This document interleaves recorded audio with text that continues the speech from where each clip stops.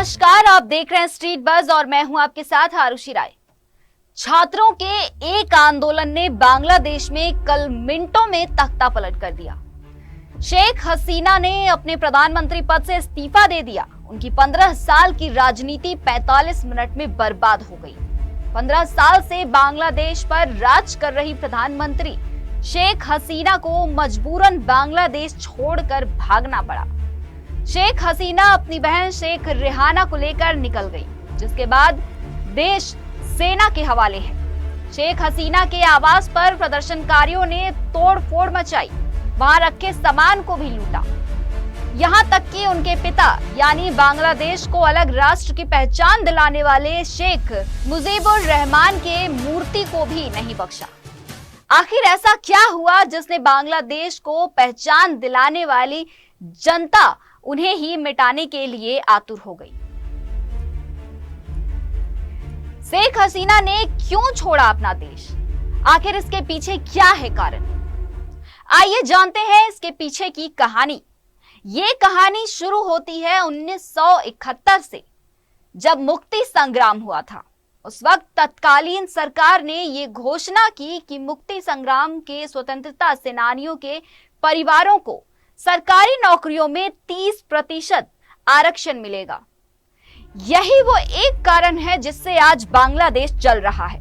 इसी कारण से इस वक्त बांग्लादेश में आंदोलन हो रहा है। इस आरक्षण का विरोध जून महीने के अंत में शुरू हुआ था। तब यह हिंसक नहीं था। हालांकि मामला तब बढ़ गया जब विरोध प्रदर्शनों में हजारों लोग सड़क पर उतर गए। 15 जुलाई को ढाका विश्वविद्यालय में छात्रों की पुलिस और सत्तारूढ़ आवामी लीग समर्थित छात्र संगठन से झड़प हो गई। दरअसल 1972 से जारी इस आरक्षण व्यवस्था को 2018 में सरकार ने समाप्त कर दिया था। जून में उच्च न्यायालय ने सरकारी योजनाओं के लिए आरक्षण प्रणाली को फिर से बहाल कर दिया। कोर्ट ने आरक्षण की व्यवस्था को खत्म करने के फैसले को भी गैर कानूनी बताया था।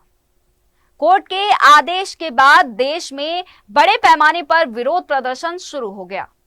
प्रदर्शनकारियों का कहना है कि नौकरी योग्यता के आधार पर हो, ना कि भेदभावपूर्ण तरीके से। छात्रों का कहना है कि यह सिर्फ शेख हसीना की आवामी लीग पार्टी के समर्थकों के फायदे के लिए बनाया गया कानून है।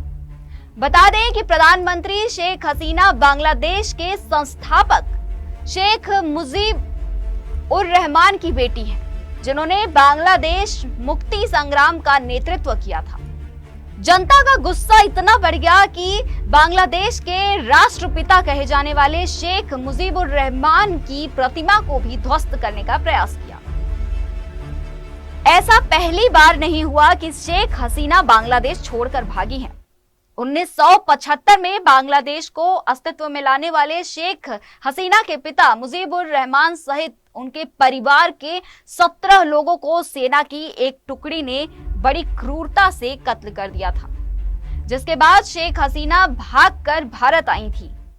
एक बार फिर शेख हसीना अपना देश छोड़कर भारत आई। आपको बता दें कि इस पूरे हंगामे में अब तक बांग्लादेश में 300 लोगों की जानें जा चुकी हैं। सेना ने शेख हसीना को 45 मिनट का वक्त दिया कि वे अपना इस्तीफा दें और यहां से चली जाएं, जिसके बाद शेख हसीना ने इस्तीफा दिया और भारत आ गई। इस वक्त बांग्लादेश सैन्य शासन में है। इस वक्त बांग्लादेश की कमान सेना प्रमुख वकारुज़्ज़मान के हाथ में है। ये पहली बार नहीं जब बांग्लादेश में रातों रात तख्ता पलट हुआ। इससे पहले भी बांग्लादेश की राजनीति में साल 2007 में सैन्य तख्ता पलट हुआ है और कार्यवाहक सरकार ने भ्रष्टाचार विरोधी अभियान चलाकर शेख हसीना और खालिदा जिया, जो कि पूर्व प्रधानमंत्री हैं, दोनों को ही जेल में डाल दिया था। लेकिन 2008 में दोनों को रिहा कर दिया गया। इसके बाद दिसंबर 2008 में हुए राष्ट्रीय चुनाव के साथ ही सैन्य शासन का अंत हुआ और शेख हसीना ने चुनाव में जीत हासिल की और बांग्लादेश की सत्ता संभाली। बांग्लादेश में हुए हंगामे और शेख हसीना के इस्तीफा देने के बाद भारत आने के बाद भारत सरकार के विदेश मंत्री ने एक बैठक बुलाई, जिसमें सभी दल के नेता शामिल हुए। विदेश मंत्री एस जयशंकर ने यह फैसला लिया कि जब तक शेख हसीना को कोई देश अपने शरण में नहीं लेता तब तक वो भारत की जिम्मेदारी है। वहीं इस पर जेएमएम महासचिव सुप्रियो भट्टाचार्य ने अपनी प्रतिक्रिया दी है और कहा कि भारत सरकार एक मजबूत सरकार है, हमें भरोसा है अपने सेना पर और भारत सरकार पर। उन्होंने भारत सरकार के इस फैसले पर सहयोग जताते हुए कहा कि हमारा देश मानवता में पूरे विश्व भर में लोकप्रिय है। देश पूर्णतः संप्रभु और मजबूत देश, यहाँ लोकतंत्र है और भारत सरकार पूरी तरह से सशक्त और मजबूत है।